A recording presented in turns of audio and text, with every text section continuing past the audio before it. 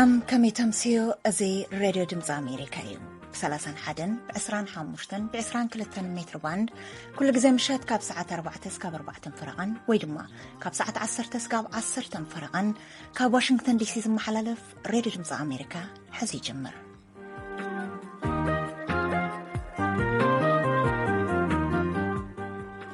لو مع عربي 10 تشعة تقمتي خلت شحن 10 4 ويدما بأبوزاتر أوروبا 10 تشعة تقمتي خلت شحن 10 حدني صرف صايب مللاي مساهم كمسي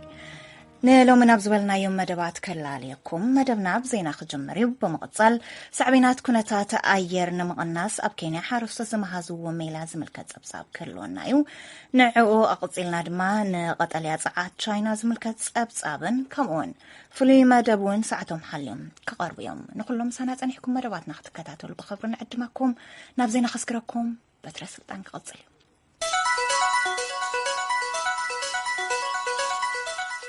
سلامتنا يبصحكم كبراتنا على توزينا خنقرب لكم صار أمريكان معبالن تتقابلنة أفريقيا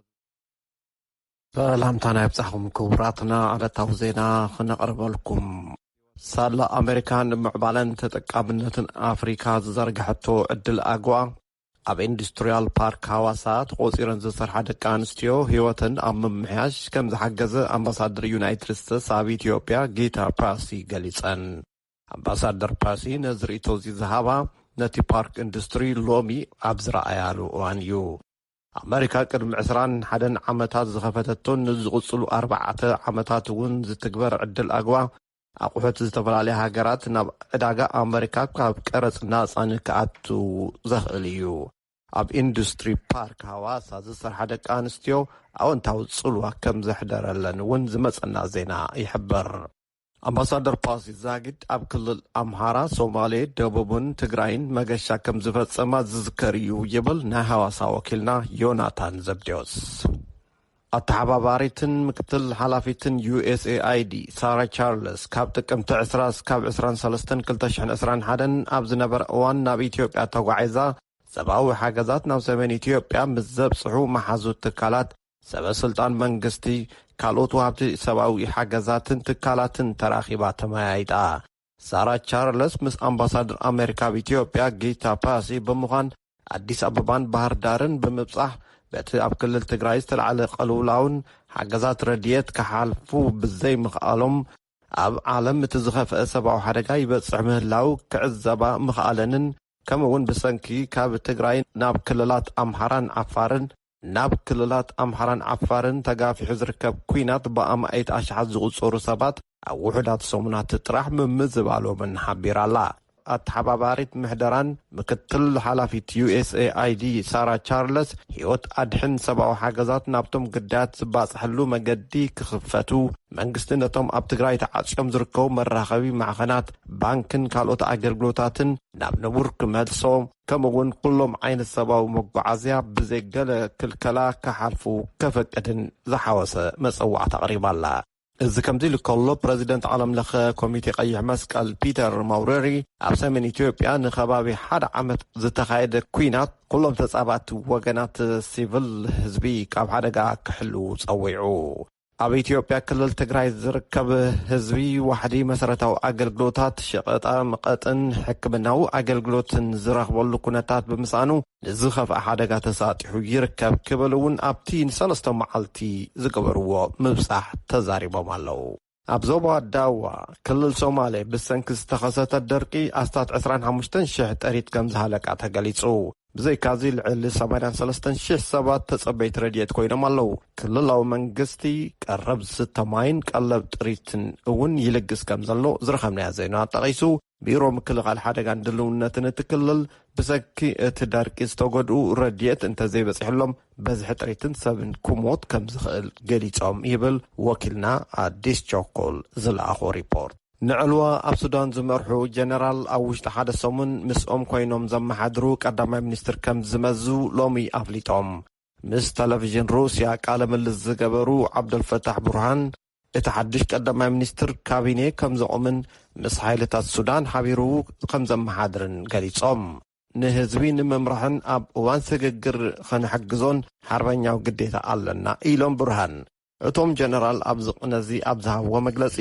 መራሒ ወተሃደራዊ ቤት ምኽሪ ከም ዝኾኑን ንሱዳን ክሳብ ድሕሪ 2 ዓመት መረጻ ተሳልጥ ከም ዝመርሑን ኣፍሊጦም እዮም ይብል ኣሶሲየትድ ፕረስ ዝዘርግሖ ዜና። ፕረዚደንት ጆ ባይደን $1.75 ትሪልዮን ውጥን ገንዘብ ወጻኢ ከም ዘድሊ ትማል ሐሙስ ኣፍሊጦም። እዚ ውጥን ወጻኢ ኣብ ውሽጢ ዓመታት ንስድራ ቤታት ኣሜሪካ እቲ ኣዝዩ ኣሰጋጋሪ ንኣሜሪካ ድማ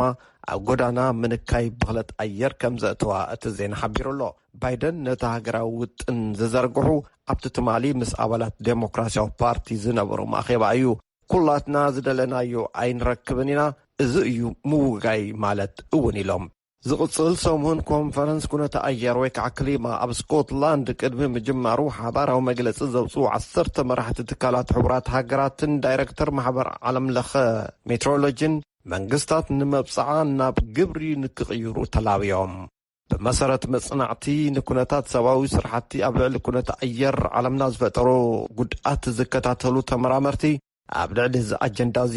ህጹጽ ስጉምቲ ንምውሳድ ዘየጠራጥር ሳይንሳዊ መርትዖታት ቀሪቦም ኣለዉ ይብሉ። ምንሃር መጠን ዋዒ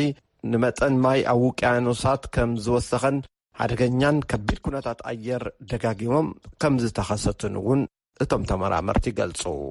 ኣብ መወዳእታ ሓጸርቲ ዜናታት ሱዳን ሰራዊት ሱዳን ምስቶም ናብ ዴሞክራሲ ይግበር ንዝነበረ ስግግር ኣተዓናቒፉ ንዝበልዎ ዕልዋ ንምቋም ናብ ኣደባባይ ዝወፁ ሱዳናውያን ከም ዝተላተመ ዝመጸና ዜና ሓቢሩ። ብመሰረት ደካትር ትማሊ ብሰንኪቲ ግጭት ሓደ ሰብ ተቐቲሉ ኣሎ። እቲ ናይ ካርቱም ተቃውሞ ንራብዓይ መዓልቲ እዩ ቀጺሉ ዘሎ።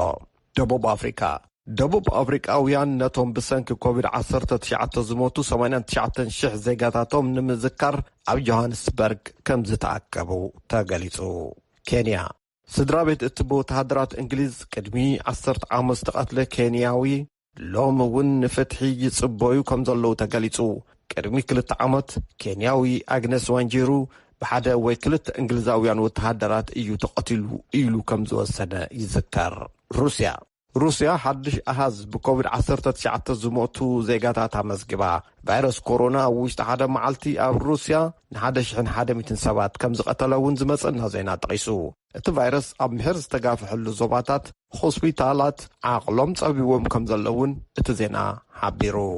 ቫቲካን መራሒ ኣሜሪካ ፕረዚደንት ጆ ባይደን ሎሚ ዓርቢ ምስ መራሒ ካቶሊካዊት ቤተ ክርስቲያን ፖፕ ፍራንሲስ ኣብ ቫቲካን ተራኺቦም። እቲ ብተንተንቲ ውልቃውን ፖለቲካውን ዝመስል ዝበልዎ ርክብ ክልቲኦም መራሕቲ ዝተፈጸመ ቅድሚ ዋዕላ 10 ዝበልጸጋ ሃገራትን ኮንፈረንስ ኩነታ ኣየር ኣብ ግላስጎ ስኮትላንድን እዩ ተኻይዱ። ዜና ተፈጺሙ።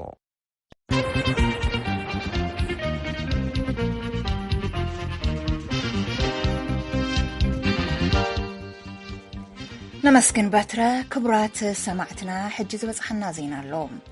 بعل مزي مراخبتات إثيوبيا لوم عربي نتمس دمص أمريكا ناي سراح زمدنا زنبرا أحدو راديو مسدق زلو ركب كتقوارص ممرحيبو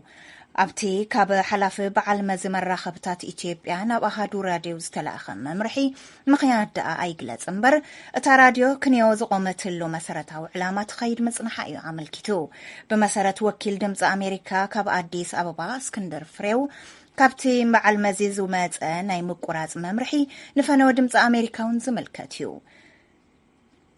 ات ممرحي راديو اف ام احدو نتزقومتلو ناي مزنقعن محبارن تلقو سجيرا نفنو دمص أمريكا متنقادا بفولي تقيسلو ات ممرحي غزياو دايخو ديو ويس نخلو غزا زصنحكن ايتفلطن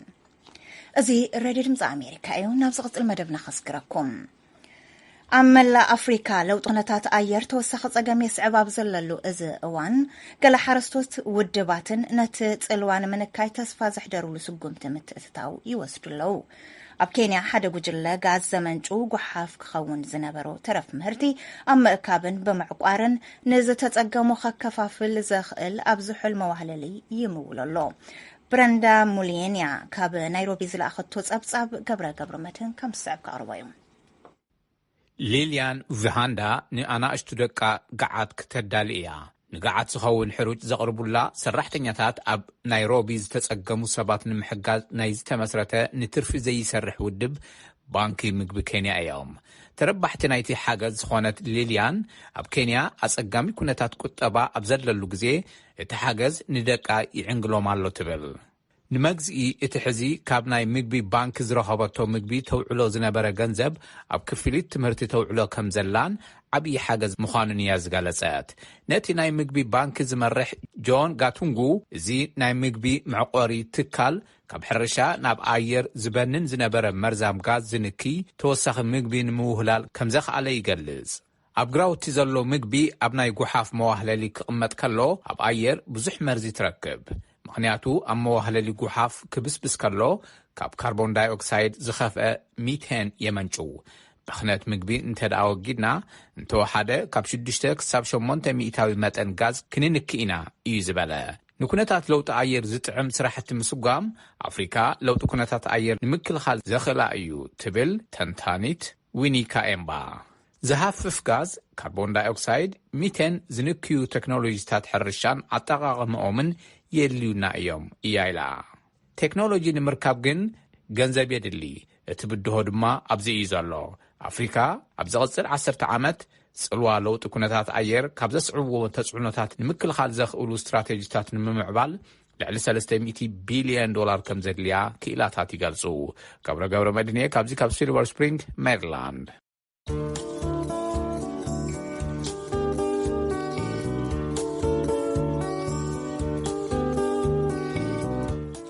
ካብ ዋሽንግተን ዲሲ ዝመሓላለፍ ዘለዎ መደባት ራድዮ ድምፂ ኣሜሪካ ኢኹም ትከታተሉ ዘለኹም ናብ ስዕ መደብ ክንሰግር ኢና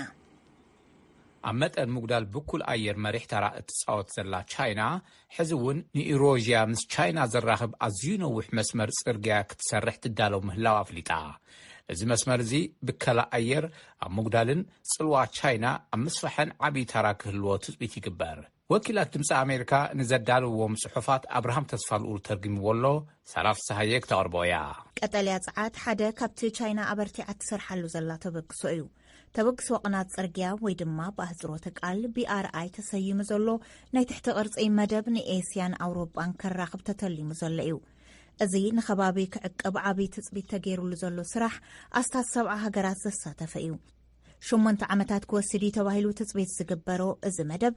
ቻይና $1.2 ቢልዮን ኣሜሪካ በጅታትሉ እያ ቻይና ዛጊድ ኣብ በከላ ኣየር ምስጉን ተራዳኢ ሃልዋ እምበር እዚ BRI ዝተባህለ መደብ ካብቲ ብኩል ኣየር ዝስደድ ስራሕቲ ከሰል ናጻ እዩ ቻይና ነዚ ካልኣይ ቀናት ሰንሰለታዊ ጽርግያ ክትሰርሕ ምዃና ዝሓለፈ 18 ጥቅምቲ ኣፍሊጣ እዚ ተበግሶ ኣብ ጉዳይ ክሊማዊ ለውጢ ኣመልኪቱ ብሕቡራት ሃገራት ኣብ ዝመጽእ ወርሒ ኣብ ግላስኮ ስኮትላንድ ዝጋባእ ዋዕላ ዓብዪ ድርኺት ክኸውን እዩ ቻይና ኣብ 2060 ዓመተ ምህረት ናብ ኣየር እትሰዶ ካርቦን ዳይኦክሳይድ ናብ ዜሮ ከተውርድ ምዃና እያ ተመልክት ንቓላ ክሳብ ክንደይ ዕትብቲ ከም ዘላ ከዓ እዚ ሓደ ኣብነት ምዃኑ ተመራመርቲ እቲ ዓውዲ ይጠቕሱ ቻይና ኣብ መነካይ ብኩል ኣየር ጥራይ ዘይኮነስ ኣብ ዘላቕን ተሓዳስን ፀዓት እትገብሮ ዘላ ወፍሪ እውን ዓብዪ ምዃኑ ሓደ ኣብነት እዩ እዚ ንሃገራት ኤስያን ኤውሮጳን ዘተኣሳስር ቀናት ጽርግያ ንኸም በዓል ካዛኪስታንን ካብ ኤውሮጳ ድማ ከም ፖርቹጋል ዝኣምሰላ ሃገራት ዓብዪ ቁጠባዊ ህይወት ከምፅኣለን ከም ዝኽእል ይዝረብ እታ መወዳድርቲ ቻይና ዝኾነት ኣሜሪካ ተመሳሳሊ መደቡን ስለ ዘይብላ ቻይና ብዘይ መወዳድርቲኣ ነቲ ክፍጠር ዝኽእል ዕዳጋ ክትብሕቶ ቻይና ኣብ ተሓዳሲ ፀዓት ዝኸውን ወፍሪ ክትገብር እያ ጸኒሓ ካብ 2014 ክሳብ 2017 ጥራይ 900 ወፍሪ ባንክታት ቻይና ነዚ BRI ተሰይሙ ዘሎ መደብ ኣብ ግምት ዘእተወ ምንባሩ ተፈሊጡሎ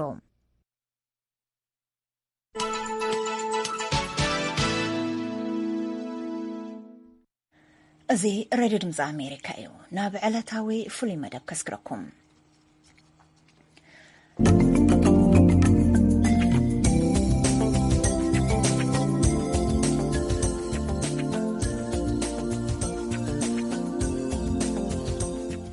ኣብ ናይ ሎሚ ዕለታዊ ፍሉይ መደብና በብዓመቱ ኣብ ወርሒ ጥቅምቲ ዝኽበር ሕማም ጡብ ካንሰር ኣመልኪትና ቅድሚ 5 ዓመት ጡብ ካንሰር ዝነበራ ኣብዚ እዋን ኣብ ካብቲ ሕማም ተፈዊሳ ትርከብ ኣደ 3 ቆልዑ ዝኾነት ኤደን ብርሃነ ኣብ እዋን እቲ ሕማምን ካብቲ ሕማም ነፃ ምስ ኮነትን ንዘለዋ ተሞክሮ ህይወትን ከምኡውን ማሕበረሰብ ካብ ካንሰር ጡብ ዘለዎ ፍልጠት ንኽዕቢ ትሰርሖም ስራሕቲ ኣመልኪታ ዊንታ ኺዳነ ኣዘራሪባታላ ናብኡ ክስግረኩም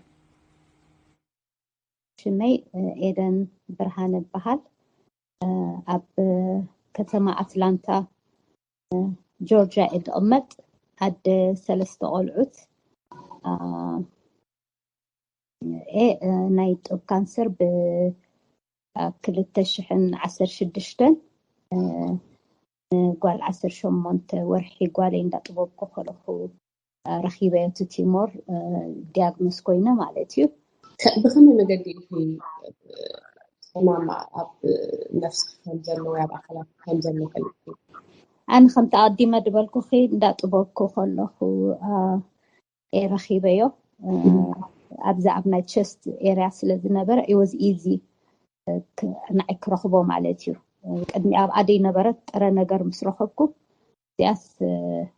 ኣብ ኣይ ነበረትን ቅድሚ ሕጂ ኢለ ኣዌር ኮይነ ማለት እዩ ብሓፈሻ ከም ቋንቋ ኣስተርጓሚት ገሎም ዝሰርሕ ስለነበርኩ ብዙሕ የድርኢ ነይረ ብስራሕ ደቂ ኣንስትዮ ካንሰር ዲያግኖስ ክግበራ ሕጂ ኩሉ ግዜ ኣብቲ ሓንጎለይ ነይሩ ማለት እዩ ንክእሉ ዓብይ ከም ዝኾነ ስርዳእኒ ስለነበረ ኩሉ ግዜ ድፈርሕ ነይረ ኩሉ ግዜ ብምፍታሽ ገለኻ ኩሉ ግዜ ቸክ ድገብሮ ነይረ ዳርጋ ወርሓዊ ጥራሕ ከም ክብል ኣይክእልኒ ሓደ ግዜ ዳርጋ 3 ግዜ ወርሒ ቸክ ድገብረሉ ግዜ ነይሩ ብጣዕሚ እቲ ብዙሕ ከም ደጋጥም ስለ ዝፈልጦ እቲ ተኽእልኡ ንዓይ እውን ከጋጥመኒ ናይ ምኽኣል መጠኑ ውሕድ ከም ዘይኮነስ ይርዳእኒ ስለነበረ ኩሉ ግዜ ቸክ ድገብር ነይረ ኣዌር ነይረ ማለት እዩ ሕጂ ኣብ ኣምስ ረኸብኮ እዚኣ ኣብ ኣይ ነበረትን ብጣዕሚ ንእሽተያ 0.01 ገለ ሚሊግራም very small it's a tumor ኣነ ግን ካብቲ ምሕር ድፈልጦ ስለነበርኩት ሰውነተይ ኣብ ኣኸንደይ ነበረት ፈሊጣ ማለት እዩ ኣብ ማሞግራም ክረኽቦ ይከኣልን ማሞግራም ስገበርኩ ምክንያቱ ኣብ ቸስት ኤርያ ላዕሊ ስለነበረ እቲ ማሞግራም ከም ሳንድዊች ገይሮም ስለነጥብካ ዝገብሮ ኣብኡ ክወፅእ ኣይከኣልን ኣይረኸቦን ኡልትራሳውንድ ምስ ገበሩ ግን ኣብቲ ኡልትራሳውንድ ዲቴክት ገይሮሞ ባዮፕሲ በኡልትራሳውንድ ተመሪሖም ምስ ገበሩ ከዓኒ እቲ ቲዩመር ካንሰር ፖዚቲቭ ኮይኑ ማለት እዩ ኣብ ሊምፍኖድ ኔጌቲቭ ካብ ሊምፍኖድን ካብቲ ጡብን ቲዩመር ወሲዶ እቲ ናይ ሊምፍኖድ ኔጌቲቭ እቲ ናይ ካብ ጡበይ ድወሰድዎ ካብቲ ቲዩመር ድወሰድዎ ባዮፕሲ ግን ፖዚቲቭ ኮይኑ ኢት ኮንፈርም ናይ ካንሰር ዲያግኖስ ማለት እዩ ስቴጅ 1 ኢንቬዚቭ ዳክታል ካርሲኖማ ይብልዎ እቲ ብናይ ቀዳማይ ስቴጅ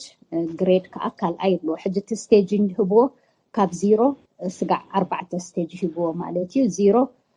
DCIS ይብልዎ ወይ ዳክታል ካርሲኖማ ኢንሰቱ ይብልዎ ቅድሚ ካንሰር ምልዋጡ ርከብ ስቴጅ ናይ ምሕዋይ ተኽእሎ ከዓ 100% እዩ እቲ ካልኣይ ቀፂሉ ካብኡ ቀዳማይ ስቴጅ ማለት እዩ እቲ ቀዳማይ ስቴጅ ከዓኒ እቲ ናይ ምድሓን ተኽእሎ 95% ክኸውን ማለት እዩ ሕጂ እቲ ስቴጅ እንዳዓበየ እቲ ናይ ምድሓን ተኽእሎ ከዓ እንዳቐነሰ ይኸይድ ማለት እዩ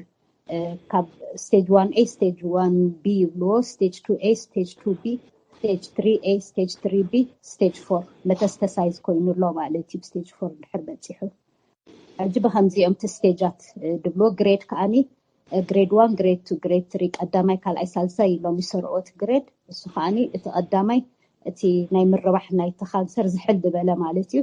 እቲ ካልኣይ ኣብ ማእከል ያሎ ሳልሳይ ከኣግሬሲቭ እቲ ካንሰር ወይ ናይ ምርባሕ ተኽእልኡ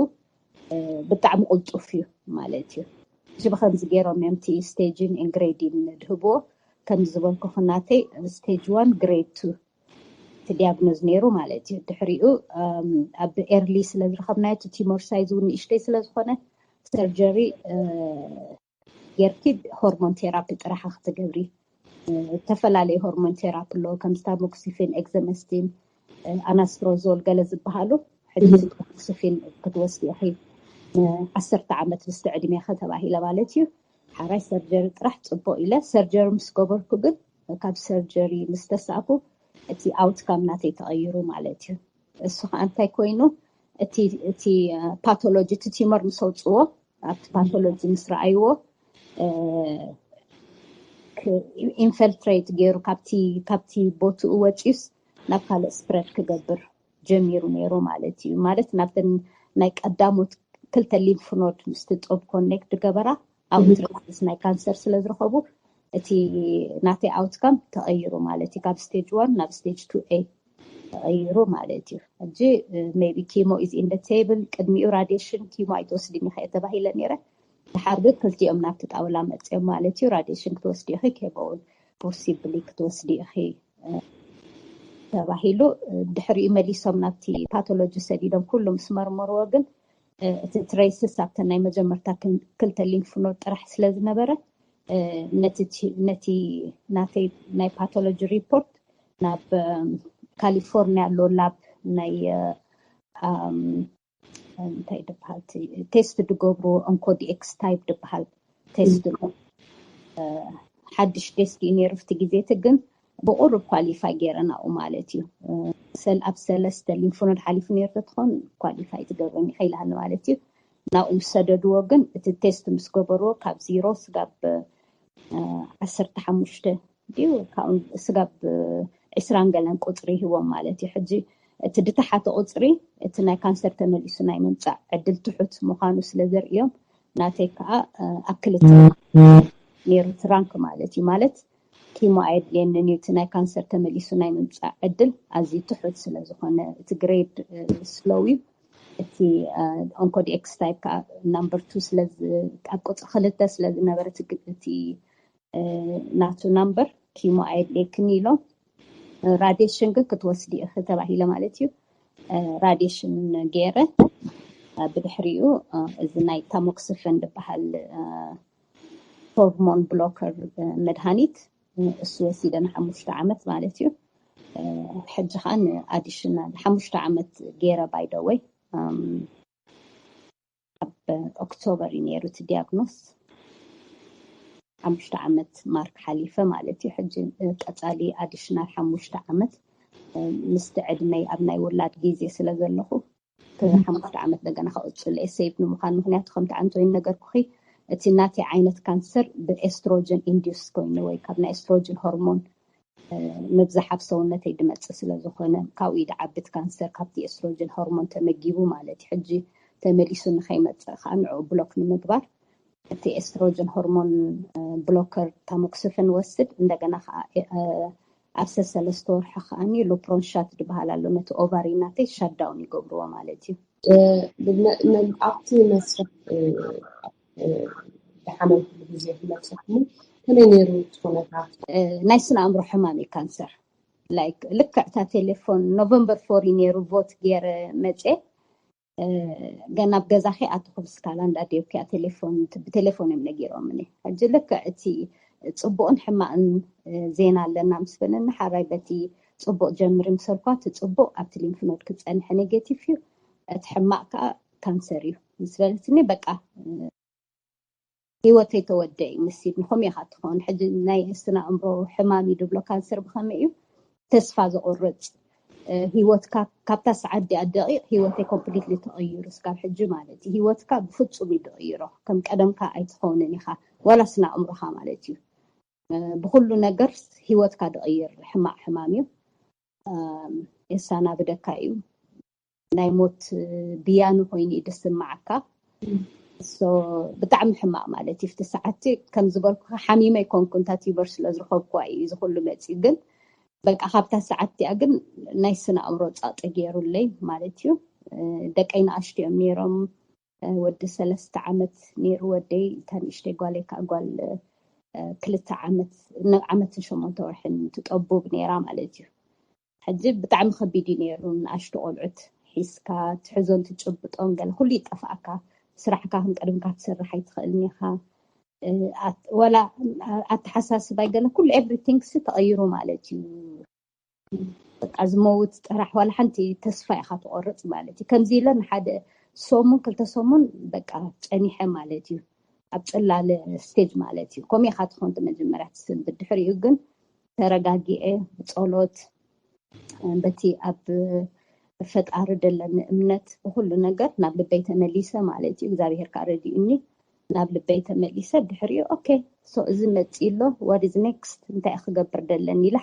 2 ሰሙን ጥራሕ ፅላለ ስቴጅ ነይረ ማለት እዩ ድሕሪኡ ግን ብጣዕሚ ተረጋጊአ ተቐቢለዮ ሰዋት ኢለ ኣሚን ኣብ ስራሐይ ኩሉ ግዜ ርኢ ነይረ ብዙሓት ደቂ ኣንስትዮ ሓማ أنا خمن بلت كاب شومان تدك أنستيو نحنتي شومان تدك أنستيو تلو حنت خاب أن بكانسر دياغنوز تخونا سو كابزن شومان أنا حنت خوينا الله حد انت يخبر دلني بمبات حسابي سباسيبه ريسيرش خبر كنبب انت كغبر كم زلني نابت مغوياي نابتي تكير نخغبرو بتتمكرو دري انه ورك كانسر عدل حمام سلازي يكون قلطيفكا حكمنا تدي تغويخا نايت مبزحو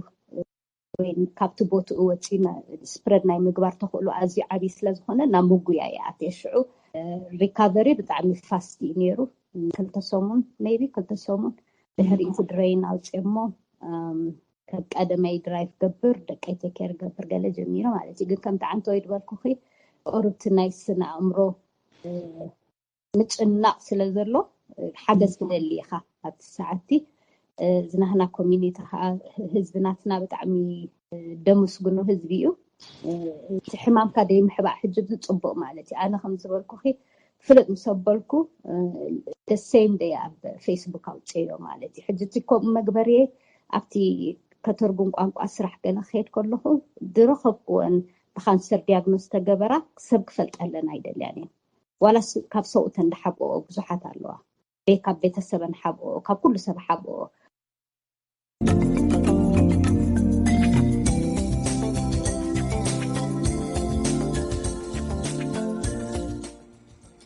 ዝኸበርኩም ተኸታተልትና ኣብዚ ሕዚ እዋን ብፍላይ ኣብ ኣሜሪካ ንዘሎ ኣገባብ ኣፈዋውሳ ናይ ጡብ ካንሰር ዝምልከት ኣብ መርምር ሕማም ካንሰር ዝሰርሑ ዶክተር ጻድቕ ሃብተ ጽዮን ኣዘራሪባቶም ኣላዊንታ ሙሉእ ትሕዝትኡ እቲ ቃለ ምልልስ ኣብ መርበብ ሓበሬታና ማሕበራዊ መራኸብታት ድምፂ ኣሜሪካ ክፍለ ትግርኛ ክትረኽብዎ ትኽእሉ ኢኹም ንኽትከታተሉ ንዕድም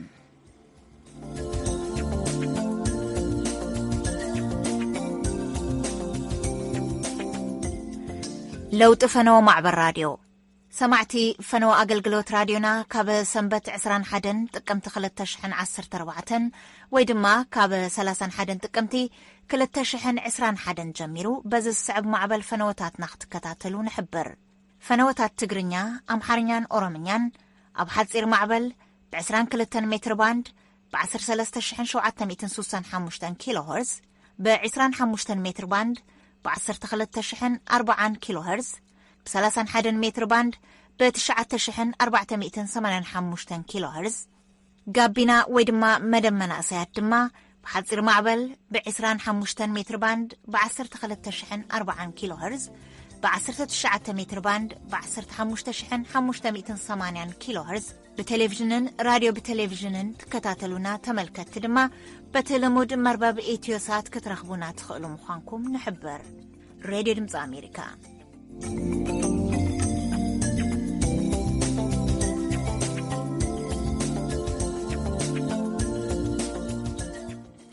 سمعتنا كاب واشنطن دي سي زمحلالف راديو دمز أمريكا يخم تكتاتلو زلخم استوسنو دقيقة لونا نزا سعبات غرب يوهانس